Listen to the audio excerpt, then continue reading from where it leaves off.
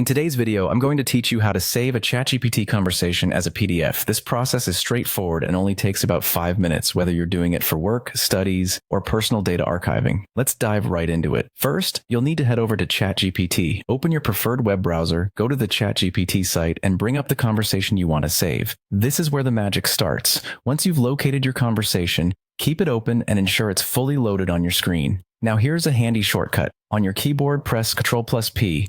This command doesn't actually print the page, but rather brings up the print menu. Think of it as your digital print assistant popping up on screen, ready to convert your conversation into a PDF. In the print menu, direct your attention to the destination or printer section. This is the zone where we transform the data from its web format into a neat PDF file.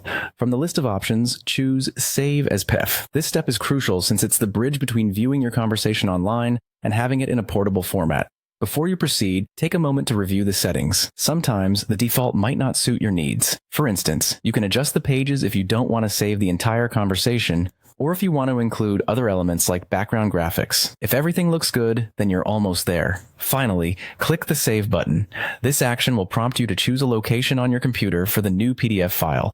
I recommend selecting a folder you use often or creating a specific folder for your Chatgpt PDFs so you can easily retrieve them later. Name the file something relevant so you remember what's inside when you come back to it later. And there you have it. You've successfully saved your Chatgpt conversation as a PDF.